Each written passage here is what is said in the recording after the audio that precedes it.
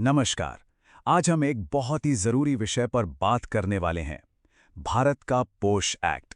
कई बार लगता है कि वर्क प्लेस पर यौन उत्पीड़न की शिकायत दर्ज करना एक बहुत ही मुश्किल प्रक्रिया है। तो चलिए आज इसी प्रक्रिया को आसान बनाते हैं और इसकी हर एक परत को समझते हैं। और सच कहूं तो ये सवाल किसी को भी परेशान कर सकता है। जब किसी के साथ ऐसा कुछ होता है ना, तो ये समझ ही नहीं आता कि पहला कदम क्या उठाएं, कहाँ जाएं। रास्ता एकदम धुंधला सा लगता है। लेकिन अच्छी बात यह है कि इसका एक साफ और सुरक्षित रास्ता मौजूद है, और वो रास्ता है भारत का पॉश एक्ट। देखिए, ये सिर्फ एक कानून नहीं है, इसे एक रोड मैप की तरह समझिए, जो इस मुश्किल सफर में कदम दर कदम रास्ता दिखाता है। तो सीधे प्रक्रिया के स्टेप्स पर जाने से पहले यह समझना बहुत जरूरी है कि यह पूरा कानून आखिर किन सिद्धांतों पर टिका है। मतलब, इसकी नींव क्या है। क्योंकि ये जो सुरक्षा के उपाय हैं, ये पूरी प्रक्रिया में साथ चलते हैं। सबसे पहला और सबसे जरूरी सिद्धांत है, ये पूरा सिस्टम शिकायत करने वाले के हिसाब से बनाया गया है। मतलब पूरा फोकस इस बात पर है कि उन्हें न्याय मिले, ना कि प्रक्रिया के दौरान उन्हें फिर से उसी दर्द से गुजरना पड़े। ये सिस्टम हर कदम पर उन्हें सपोर्ट देने के लिए ही है। अच्छा, दूसरी बड़ी बात है गोपनीयता, यानी कॉन्फिडेंशियलिटी। ये एक कानूनी गारंटी है। इसका सीधा मतलब ये है कि शिकायतकर्ता की पहचान से लेकर जांच से जुड़ी हर बात को पूरी तरह से गुप्त रखा जाता है। और ये बहुत ज़रूरी है ताकि वो खुद को सुरक्षित महसूस कर सकें। और ये एक बहुत बड़ा भरोसा देता है। कानून में साफ साफ लिखा है कि अगर कोई शिकायत करता है तो उसके खिलाफ किसी भी तरह की बदले की कार्रवाई, जिसे हम रिटेलिएशन कहते हैं, नहीं हो सकती। नियोक्ता की जिम्मेदारी है कि वो उन्हें इससे बचाए। एक और जरूरी बात, अगर कोई अपनी कंपनी की इंटरनल पॉश कमेटी में शिकायत करता है, तो इसका ये मतलब बिल्कुल नहीं है कि वो पुलिस में क्रिमिनल कंप्लेंट नहीं कर सकता। मतलब न्याय के लिए ये दोनों रास्ते एक साथ खुले रहते हैं। चलिए अब आगे बढ़ते हैं और देखते हैं कि शिकायत कौन दर्ज कर सकता है। और हाँ, सबसे जरूरी, इसके लिए टाइम लिमिट क्या है। तो पीड़ित व्यक्ति कौन हो सकता है? देखिए, इस कानून का दायरा बहुत बड़ा है। ये सिर्फ फुल टाइम कर्मचारियों के लिए नहीं है। इसमें इंटर्न, कॉन्ट्रैक्ट वर्कर, यहाँ तक कि ऑफिस में आने वाले कोई विजिटर भी शामिल हैं। अगर उनके साथ कुछ गलत होता है तो वो भी शिकायत कर सकते हैं। तो शिकायत दर्ज करने के लिए कितना समय मिलता है?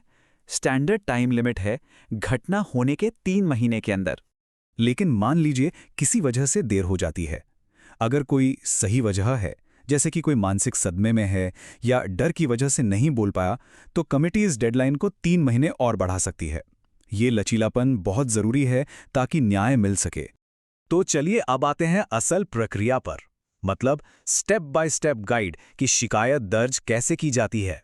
शुरुआती कदम बहुत सीधे हैं। पहला तो ये पहचानना कि जो हुआ वो गलत है।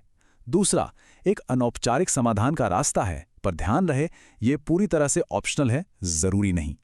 और फिर ये फैसला लेना कि शिकायत कंपनी की इंटरनल कमेटी में करनी है या लोकल कमेटी में। अच्छा, अब शिकायत लिखनी कैसे है? इसमें कुछ बहुत जरूरी चीजें होनी चाहिए, जैसे कि घटना की तारीख, समय और जगह का पूरा ब्यौरा। अगर कोई गवाह है तो उसका नाम, और कोई भी सबूत जैसे ईमेल, मैसेज के स्क्रीनशॉट्स वगैरह, ये सब इकट्ठा करके देना होता है। सब कुछ साफ साफ लिखना बहुत जरूरी है। ठीक है, शिकायत जमा हो गई। अब आगे क्या? एक ऑप्शन होता है सुलह का, लेकिन ये भी शिकायत करने वाले की मर्जी पर है। इसके बाद जांच शुरू होती है। और हाँ, जांच के दौरान पीड़ित कुछ अंतरिम राहत की मांग भी कर सकता है, जैसे कि ट्रांसफर या छुट्टी। और यहां भी एक टाइम लिमिट है। एक बार जांच शुरू हो गई तो इसे 90 दिनों के अंदर अंदर खत्म करना ही होता है। ये इसलिए ताकि मामले को बेवजह लटकाया ना जा सके।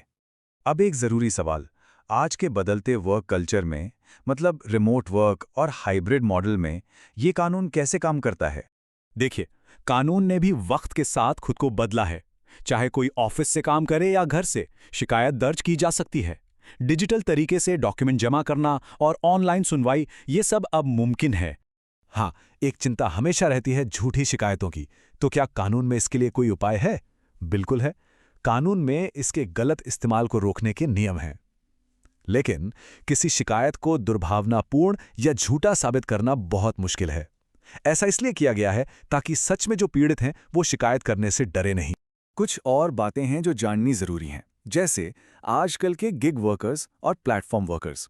उन्हें भी इस कानून के तहत प्रोटेक्शन मिलती है। और तो और कंपनी की ये जिम्मेदारी है कि वो जरूरत पड़ने पर काउंसलिंग या लीगल मदद जैसी सहायता दे। हाँ, एक बात साफ है कि गुमनाम शिकायतें नहीं की जा सकती, क्योंकि निष्पक्ष जांच के लिए दोनों पक्षों का सामने होना जरूरी है।